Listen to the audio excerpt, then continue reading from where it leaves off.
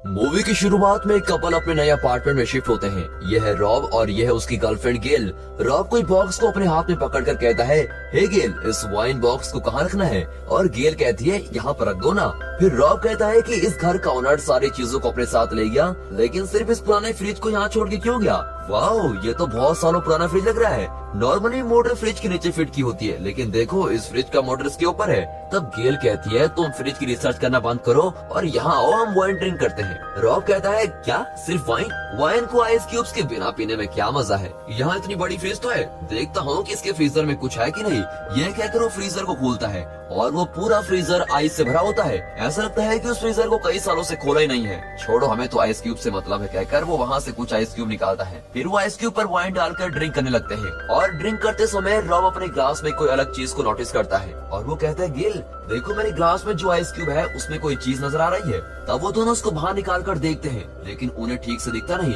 तब गेल एक magnifying glass लेकर आती है और वो दोनों उससे उस चीज को गौर से देखते हैं। तब देखते हैं कि वो एक हाथी है और वो मैमोथ नाम का हाथी है जो आइस एज के समय में रहा करता था। फिर गेल कहती है, मुझे लगता है कि ये एक छोटा मैमोथ टॉय है, हो सकता है इसे किसी ने पानी में डाल दिया हो और वो आइस के अंदर ही फ्रीज हो गया होगा। इस टॉय की डिजाइन तो देखो कितनी डिटेलिंग से बनाई गई है। शायद फ्रीजर में ऐसे और भी कई टॉयज होंगे, चलो चलकर देखते हैं। गेल उस फ्रीजर को ओपन करती है और फ्रीजर में रखी चीजों को हटाती है। फिर वो जब अंदर देखती है तो एकदम सरप्राइज हो जाती है और कहती है, हे रॉब, यहाँ आओ, देखो। तब वहाँ देखकर रॉब को विश्वास नहीं होता, क्योंकि उनके फ्रीजर के अंदर एक छोटा सा गांव होता है जहाँ इंसान रहते हैं। वे वहाँ रहकर घर बनाते हैं और वहाँ काम भी कर रहे होते हैं। यानी उस फ्रिज के फ्रीजर में एक पूरी सिविलाइजेशन है। लेकिन उस दुनिया में रहने वाले लोगों के लिए समय बहुत ही तेज चल रहा होता है और वे सभी फास्ट मूव हो रहे होते हैं। अब रॉब और गेल सब देख रहे होते हैं। तब गेल कहती है, ऐसा होना तो पॉसिबल नहीं है। और रॉब कहता है, हाँ यार, हमारे फ्रीजर में एक छोटी सिटी है और इनके बने हुए घरों को देखकर मुझे लगता है कि ये लोग अब मेडिवल पीरियड में है, यानी मिड एज में होंगे।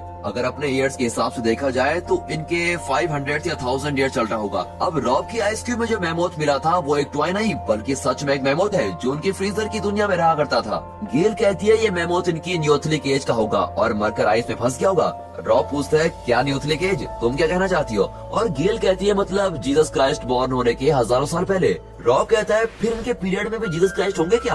वो जवाब देती है, क्या पता, चलो पहले हम इसको गाड़ देते हैं। और ये कहकर उस आइस क्यूब के मैमोथ को रॉब अपने हाथ में लेता है। सोचिए रियल लाइफ में मैमोथ कितना बड़ा होगा और इसे इसने अपनी उंगली में उठा रखा है, बताओ। अब उसे ले जाकर उनके फ्लावर पॉट की मिट्टी में गाड़ देते हैं और ये सब करने में वो 10 मिनट स्पेंड करते हैं। फिर वो फिर से अपने फ्रीजर में देखते हैं और अब उस फ्रीजर में सब कुछ चेंज हो गया होता है और वहाँ एक नई सिटी फॉर्म हुई होती है। वे बातें करते हैं कि सिर्फ 10 मिनटों में इतना डेवलप कैसे हो गया, क्योंकि उनका टाइम बहुत ही फास्ट चल रहा है और अब उनकी दुनिया में इंडस्ट्रियल रिवॉल्यूशन चल रही है। यानी वहाँ अब चल रहा होगा 1800 या 1850।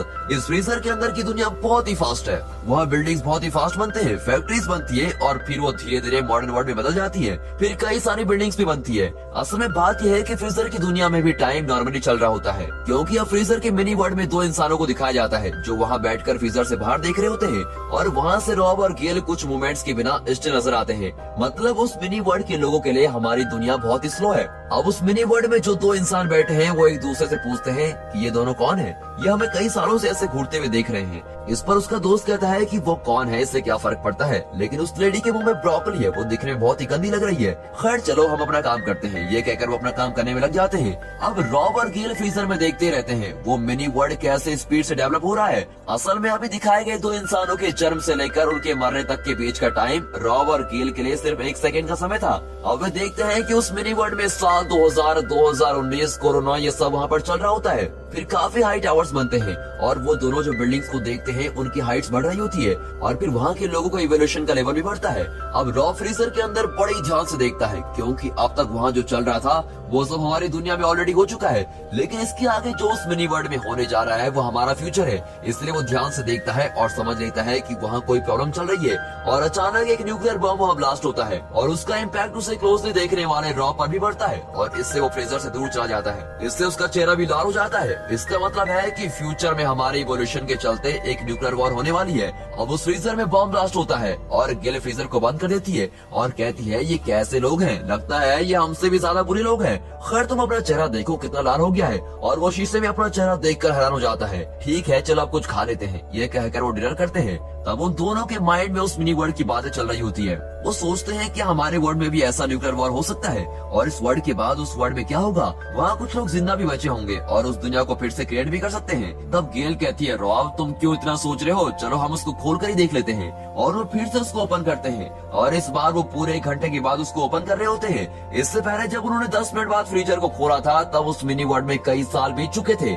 यानी अब 1 घंटे बाद ओपन करने पर अब वहाँ कई हजारों साल बीत चुके हैं। अब उस न्यूक्लियर वॉर के बाद वहाँ क्या हुआ होगा ये जानने के लिए वो दोनों फ्रीजर ओपन करते हैं। तब देखते हैं कि सच में कुछ लोगों ने बचकर उस वर्ल्ड को इन्होंने धीरे धीरे रिबिल्ड कर लिया है और अब वहाँ के लोग एक नए लेवल पर इवॉल्व हो रहे हैं। और वहाँ आसमान में चलने वाली गाड़ियाँ, आसमान में ट्रैफिक सिग्नल और कई सारे डिफरेंट बिल्डिंग्स जो कभी नहीं देखे गए हो, ये सभी चीजों को देखकर वो दोनों सरप्राइज हो जाते हैं। यानी एक न्यूक्लियर पावर को पॉजिटिवली यूज करने पर हम जैसे अपग्रेड हो सकते हैं, ठीक वैसे ही वो मिनी वर्ल्ड अपग्रेड होता है। अब उस मिनी वर्ल्ड में करीबन 5000 ईयर चल रहा होगा। इतना ही नहीं, उस वर्ल्ड में एक पिरामिड की शेप में एक बिल्डिंग को क्रिएट करते हैं और वहाँ रहने वाले सभी लोग उसी बिल्डिंग में जाकर रहते हैं। और इसी बिल्डिंग के चारों तरफ कई ब्रिजेस बांधे गए हैं और लोग उन्हीं ब्रिजेस से होकर उस बिल्डिंग में जाते हैं। फिर वहाँ कुछ पावरफुल वेव्स भी फॉर्म होती है। अब उस पिरामिड के अंदर कोई पावर क्रिएट होती है और सभी लोग उस पावर में बदल जाते हैं। फिर वो पिरामिड आसपास की सभी चीजों को सक कर लेता है और वो भी एक ब्लैक होल में बदल जाता है। फिर सडनली एक बिग बैंग ब्लास्ट होता है और इस ब्लास्ट से फ्रीजर के बाहर खड़े रॉब और गेल के चारों ओर कलरफुल लाइट्स क्रिएट होती है और ये बहुत ही खूबसूरत नजारा बनता है और रॉब और गेल इसको देखकर बहुत ही खुश होते हैं। फिर वो सभी लाइट्स फ्रीजर के अंदर चली जाती है और सब मिलकर एक एनर्जी फॉर्म होती है और झट से सब कुछ गायब हो जाता है। अब उनका फ्रीजर खाली हो जाता है।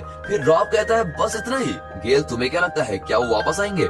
और गेल कहती है रॉब मुझे नहीं लगता कि वो वापस आएंगे। चलो कोई बात नहीं, हमने अपने फ्यूचर को देख लिया जो कोई इंसान अब तक नहीं देख पाया है। ये कहकर वो उस फ्रिज के वायर निकालकर सोने जाते हैं। अब अगले दिन सुबह उठकर कॉफी पीते समय वो दोनों भी यही सोचते हैं कि हमें फ्रिज को खोलकर देखना चाहिए। फिर उस फ्रीजर को ओपन करते ही दोनों खुश हो जाते हैं क्योंकि फ्रीजर में फिर से एक मिनी वर्ल्ड क्रिएट हुआ होता है। लेकिन अब जो देखते हैं वो काफी पास्ट का समय है, यानी वो समय जब धरती पर डायनासोर रहा करते थे और वहाँ एप्स होते हैं जो छोटे डायनासोर्स को मारकर खा रहे होते हैं, लेकिन बड़े डायनासोर्स एप्स को मारकर खाते हैं और ये एप्स ही आगे चलकर इंसानों में इवॉल्व होते हैं। फिर वहाँ आइस एज आती है और पूरी दुनिया आइस से भरी होती है। फिर वहाँ मिडिल एज आती है और इंसान घरों को बनाने लगते हैं। फिर इंडस्ट्रियल रिवॉल्यूशन और फिर मॉडर्न वर्ल्ड, इस तरह ये साइकिल कंटिन्यू होती रहती है और ये रॉब और गेल देख रहे होते हैं। और दोस्तों इसी के साथ ये मूवी यहाँ पर खत्म होती है। दोस्तों आपको ये मूवी कैसे लगी सच में कमेंट करके जरूर बताइएगा और अगर वीडियो पसंद आ गई हो तो वीडियो को एक लाइक और चैनल को सब्सक्राइब अभी कर दें। And finally thanks for watching.